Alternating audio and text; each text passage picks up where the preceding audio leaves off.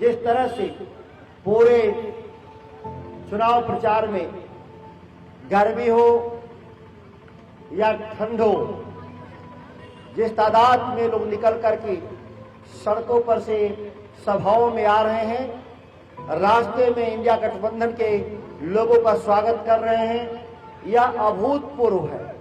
यह कभी कभी 20-25 सालों में ऐसा होता है जब दिल्ली की सत्ता बदलनी होती है तो इस तादाद में लोग उमड़ कर आते हैं।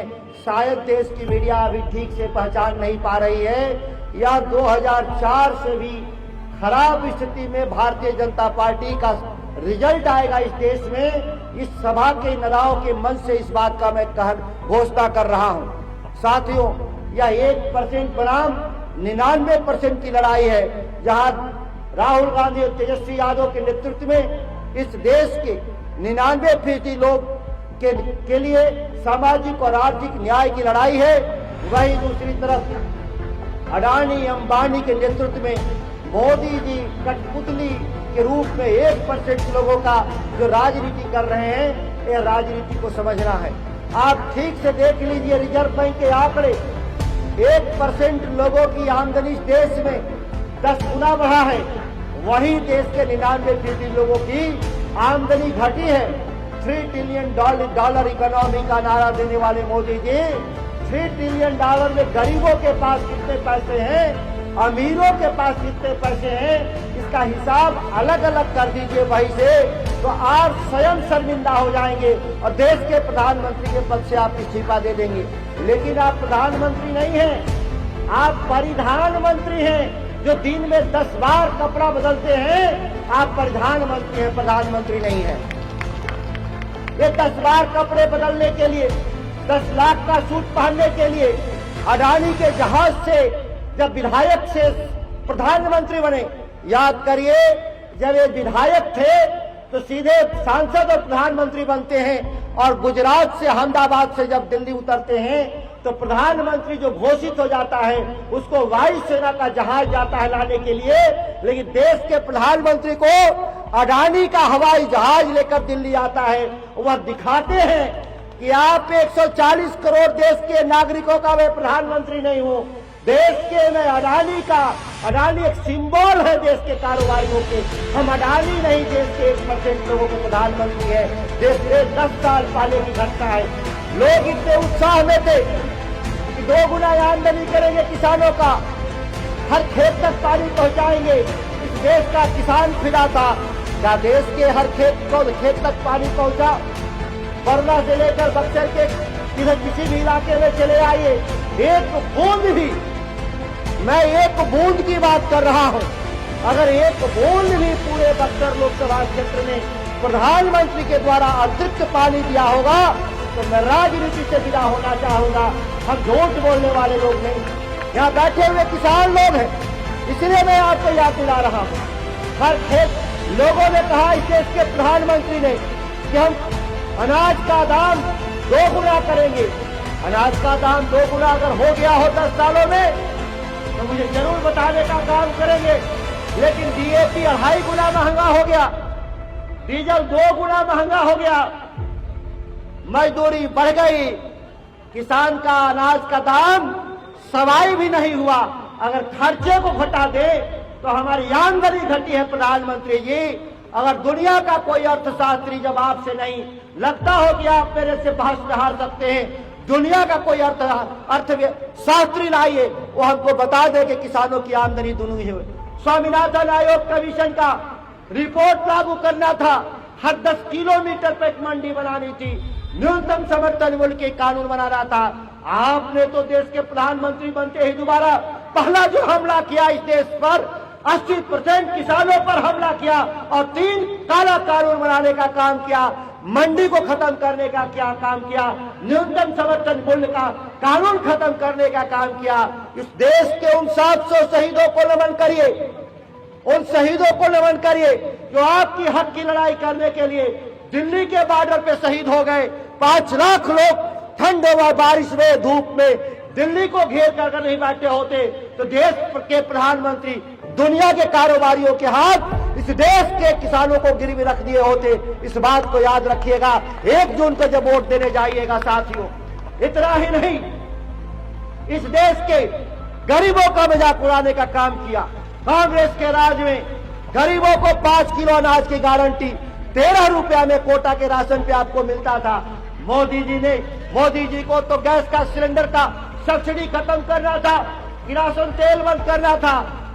13 रुपया अनाज का दाम माफ किया और माफ करने के बाद जो गैस का सिलेंडर 350 रुपया महीने में भरवाते थे वो बढ़ाते बढ़ाते 1200 तक ले गए। या ठगी का काम, पाकिटवारी का काम इस श्रेणी में अगर नहीं हो तो यह संसदीय हो या असंसदीय सब, इस देश के प्रधानमंत्री पर वह शब्द लागू होता है कि 13 रुपया दे करके 850 रुपया महंगा गैस सिलेंडर जो करने का काम किया, इंडिया गठबंधन उसको घटाकर पुनः 500 करने का काम निर्णय लिया है लोगों ने। दुनिया के माथे पर भारत एक कलंक के रूप में है, जहां 40 करोड़ आबादी गरीबी रेखा के नीचे जीती है। 80 करोड़ लोग को मुफ्त अनाज देना पड़ता है। प्रधानमंत्री जी अगर विकास हुआ होगा, मैं नहीं जानता कि बॉम्बे में क्या हुआ, मैं नहीं जानता कि दिल्ली में आपने क्या किया, मैं नहीं जानता कि अडानी अंबानी के खाते में कितने पैसे हैं। अगर इस देश के 80% को 5 किलो अनाज पे जिंदा है और 40% आबादी गरीबी रेखा के नीचे हुए हैं, तो ये लूट है इस देश की संपत्ति का, जो लूट के देश के धरना सेठों को दिया। और इतना ही नहीं, एक उदाहरण है रिजर्व बैंक का कि 15 लाख करोड़ अडानी अंबानी के लोन के रूप में कर्जे माफ किए गए। लेकिन बैठे हुए सामने जो किसान हैं, जो 25,000 50,000 केसीसी के लिए लोन लिया था, लोगों ने गाय खरीदने के लिए लोन लिया था, उस कर्जे की वसूली करने के लिए बिहार की सरकार और मोदी की सरकार वारंट घर घर भेजकर पुलिस से खेतवाने का काम किया है। यह बात सही है या नहीं, आप हमको बताइए काम करें। जब दुनिया देश के 15 लाख करोड़ रुपए माफ होंगे तो किसानों के लोन क्यों नहीं माफ होंगे? इसीलिए इंडिया गठबंधन नेता क्या है, राहुल गांधी के नेतृत्व में कि हम कर्ज भी माफ करेंगे और न्यूनतम समर्थन मूल्य की कानून बनाएंगे। कोई भी अनाज सस्ते दर से खरीदेगा उसको दंडित करेंगे और किसानों के खाते में सीधे पैसा भेजने का काम, यह कानून बनाने की बात हम लोगों ने किया है। ये कोई साधारण फैसला नहीं है। जो बीपीएल के लोग हैं, जो गरीबी रेखा के नीचे लोग हैं, जो 40% उनके घर के मालकिन को जाति के आधार पे नहीं, जो गरीब हैं उनके आधार पे 1 लाख रुपया हर साल उनके घर के मालकिन के खाते में देने का निर्णय हुआ है। ये कोई साधारण योजना नहीं। घर के खर्चे के लिए 1 लाख हर साल मिलेगा। नौजवानों को जो बेरोजगार हैं, जो माँ और पिता अपने बच्चे को घर के खर्चे चलाने के लिए पंजाब, हरियाणा के, तमिलनाडु के फैक्ट्रियों में, खेतों में जो भेजते हैं, बेहद अमानवीय स्थिति में जो जीवन गुजारते हैं, उनका परिवार आर्थिक रूप से समृद्ध बनेगा और अपनी ताकत के बदौलत वो जब चाहे नौकरी करे या अपने बिहार की सेवा करे, उसका निर्णय स्वयं होगा, मजबूरी खत्म होगी। यह एक बड़ा हम व्यवस्था इंडिया गठबंधन के लोग करने जा रहे हैं। इस बात के बहुत हमारी मातम बहने नहीं है, इस बात को घरों में जरूर बताने का काम करिएगा। नीतीश कुमार के साथ मैं सरकार में मंत्री था, कृषि मंत्री। बिहार में फर्टिलाइजर गायब था, लोगों को 1-1 किलोमीटर लंबी लाइन में लगना पड़ता था, भाइयों के अलावा बहनों को भी लाइन में लगना पड़ता था। लेकिन हम 45 दिन में मंत्री रहते ही जो खाद की समस्या, उर्वरक की समस्या बिहार में खत्म किया। अब लोगों को लाइन में नहीं लगना पड़ता। यह विवाद वहीं से शुरू होता है, क्योंकि इस राज्य के भीतर 10,000 करोड़ का फर्टिलाइजर तस्करी से बांग्लादेश, नेपाल जा रहा था, जिसको हमने रोकने का निर्णय लिया। मुख्यमंत्री जी को हिस्सेदारी पार्टी के रूप में जो मिल रहा था, नाराजगी का कारण वही था। हमने कहा कि आमदनी बढ़ाना होगा तो बिहार में मंडी कानून बनाना होगा, न्यूनतम समर्थन मूल्य का कानून बनाना होगा। मतभेद इतने बढ़े कि 45 दिन में हमने विदा होना तय किया। सम्मान और स्वाभिमान के साथ समझौता करने का काम नहीं किया। वह सम्मान और स्वाभिमान मेरा नहीं, किसानों का था, जिन लोगों ने मुझे चुन करके बिहार विधानसभा में भेजा था। ठीक बात वही याद रखिएगा। इस देश में जिसकी भी सरकार रहेगी, सड़क से लेकर सड़क तक मेरी आवाज गूंजेंगे।